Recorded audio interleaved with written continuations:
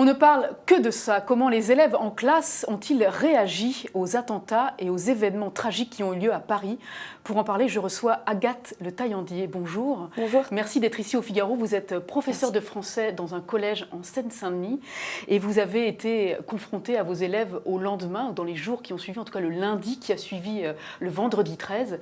Comment s'est passé votre retour? On imagine que cette matinée, cette journée a été particulière pour vous. Comment ça s'est passé, ce retour en cours face à vos élèves? C'est vrai que c'était une matinée, il y avait beaucoup d'attentes par rapport à ce lendemain, même si on avait eu le week-end pour décanter.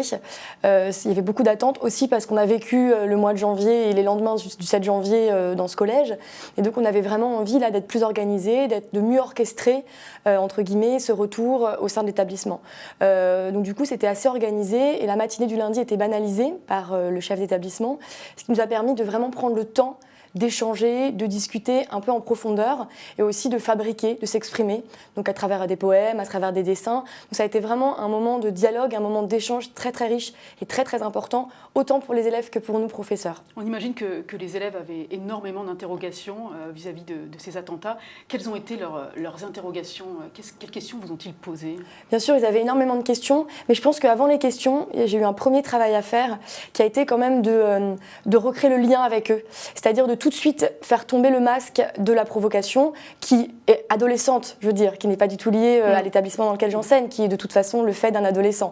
Les rires, la gêne, super, on n'a pas cours, cette petite excitation-là, qui est aussi liée au fait quand même que les événements ont quand même eu majoritairement lieu à Paris, et que Paris, ça leur semble assez loin, ils sont assez déconnectés, il y a quand même un isolement et un sentiment aussi parfois d'exclusion par rapport à la capitale, qui expliquait aussi cette distance. Donc le premier travail pour moi, ça a été de recréer le lien, et du coup, c'est passé aussi par le récit, moi, de mes événements en tant que parisienne, habitant à proximité de certains lieux qui ont été touchés. Ce sont des lieux d'ailleurs que vous connaissiez, la rue de Charonne, le Bataclan, le petit Cambodge, tous ces lieux, vous les connaissiez, vous leur avez parlé de ces lieux-là? Oui, c'était vraiment important pour moi de les incarner. Et en fait, à travers mon corps, ma voix, mon visage, c'est comme si aussi, du coup, j'incarnais face à eux la réalité et ce qui s'était passé réellement et les conséquences et la tristesse et la souffrance de toute ma génération. Voilà. Donc oui, c'était important pour moi de leur décrire et de leur raconter. De parler de la familiarité de ces lieux dans votre vie. Tout à fait, oui. Pour de vous. Tous les verres que j'avais bu et de toutes les soirées que j'avais passées. Et c'était un moment très émouvant et je pense qu'aussi voir moi l'émotion palpable, physique, ça les a beaucoup touchés et c'était un peu le point de départ ensuite de la discussion et des premières vraies questions qu'ils ont enfin pu me poser. Quelles ont été ces questions? Elles ont été multiples de tout ordre. C'était à la fois des questions donc, pour mieux comprendre ce qui s'était passé. Donc, qu'est-ce que c'est que Daesh? Même si certains n'avaient même pas entendu ce mot-là, ce nom-là dans le week-end. Ce qui montre encore le décalage et parfois aussi le manque d'information des jeunes. Puisqu'effectivement, la télé ne fait pas forcément bien son travail. Et malheureusement, donc, certains avaient des idées complètement biaisées, pas du tout précises de ce qui s'était passé. Donc, un retour précis sur le déroulement des événements, sur ce que ça impliquait, à la hauteur de moi ce que je peux expliquer et de mes connaissances personnelles. Mais vraiment, le professeur avait vraiment un rôle quand même... il fallait qu'on explique, il fallait qu'on mette des mots, il fallait qu'on rationalise, il fallait qu'on explique. Il y a eu ça, et puis après, il y a eu toutes les questions un petit peu autour, qui sont plus des questions... mais alors, en fait, du coup... mais alors, est-ce qu'ils sont musulmans? Mais en fait, du coup... alors, c'est quoi en fait, tous les Arabes, ils sont musulmans. On est revenu à ces questions-là, qui pour eux sont extrêmement importantes et extrêmement brûlantes, puisque je suis quand même face à un groupe qui est à 80% de confession musulmane. Donc là, on touchait vraiment à des questions centrales, même si, et ça j'ai beaucoup insisté avec eux, la couleur, on va dire, des événements de vendredi n'était plus du tout religieuse. Si après le 7 janvier, il y avait ce débat, finalement c'est quoi la liberté d'expression, c'est quoi, est-ce qu'on peut représenter ou pas le prophète, ce type de questions qui ont émergé au lendemain du 7 janvier et qui ont expliqué le clivage qui a eu lieu dans certains établissements, que moi j'ai compris, que j'ai écouté, auquel j'étais vraiment sensible, là il n'avait plus du tout lieu d'être. Lundi matin, on était juste choqués, on était tristes et il n'était aucunement question de religion. Même si, bien sûr, il ne faut pas nier qu'ils ont peur et qu'il y a une peur.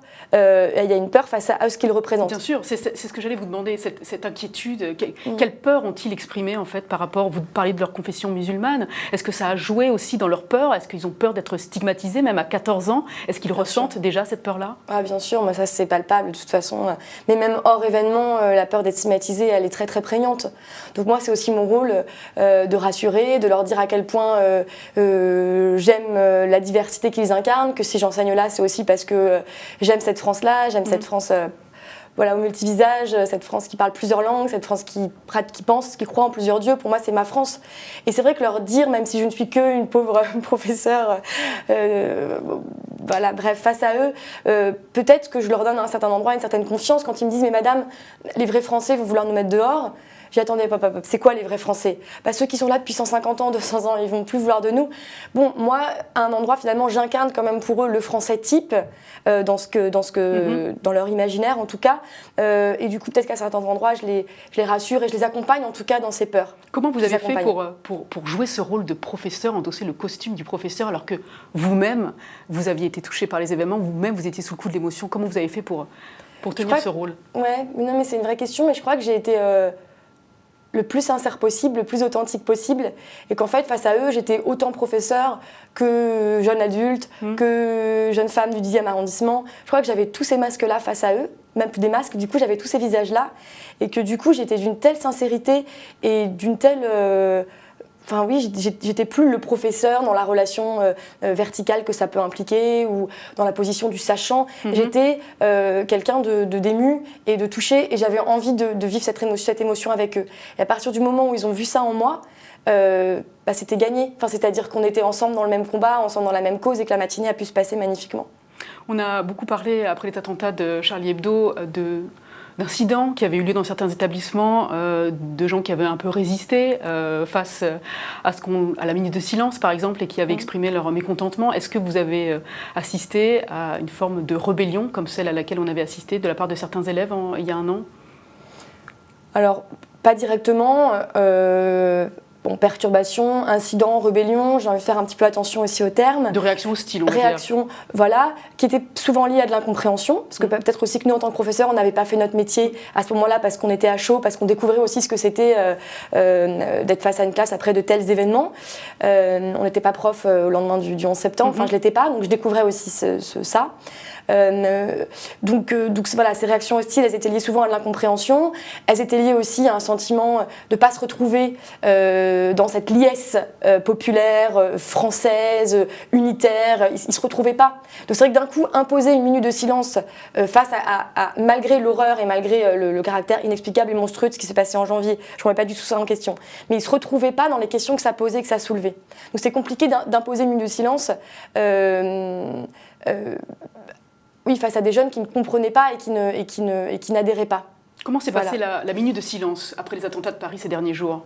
Extrêmement bien, on était 500, c'est-à-dire qu'on a décidé de tous se réunir à la suite des 4 heures qu'on a passées chacun dans nos classes, donc de 4 heures de discussion, d'échange, de fabrication de textes ou de dessins. On a décidé de tous se retrouver dans le hall, c'est-à-dire qu'on était plus de 500 dans le hall du collège, et ça a été vraiment une minute de silence totalement respectée, très très... concentré, et c'était surtout un moment d'union, et ça faisait du bien. Voilà.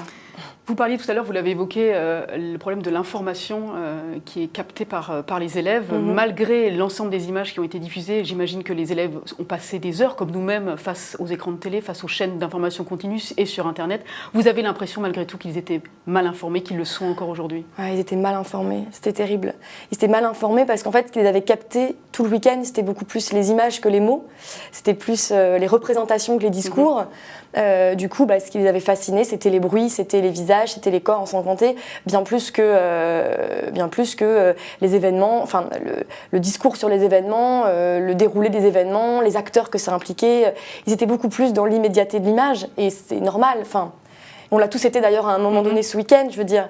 Mais c'est vrai que c'est un âge aussi où il y a un petit peu de pas de voyeurisme, mais il y a une petite excitation aussi liée à l'univers, voyez, des films d'action, des films d'aventure. Donc tout ça, c'était un peu mélangé dans quelque chose d'irréel.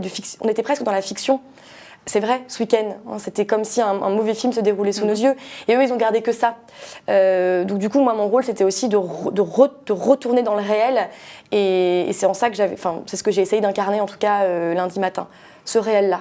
Vous étiez en cours lundi, mardi, mercredi. Vous n'avez pas vécu les événements qui ont eu lieu mercredi en Seine-Saint-Denis. En revanche, vous allez retrouver vos élèves donc lundi.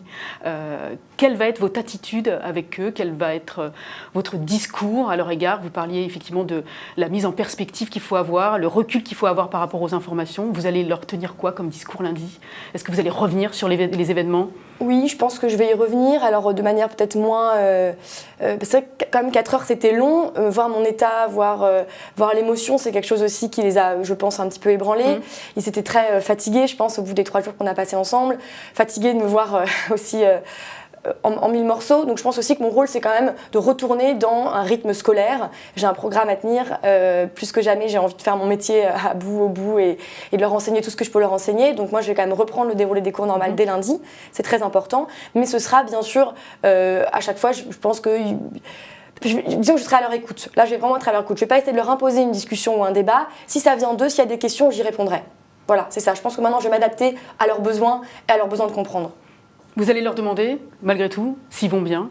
Oui, c'est sûr. Comment vous allez, ça va être... De toute façon, je leur pose tous les matins comment ils vont. Tous les matins, je leur demande comment ils vont. Et vous-même, vous allez comment? Ça va, on est là, on est vivant, on tient quoi. Ça va, bien sûr que ça va. Enfin, j'ai encore plus envie de faire mon métier et de faire tout ce que j'ai envie de faire encore plus pleinement, quoi.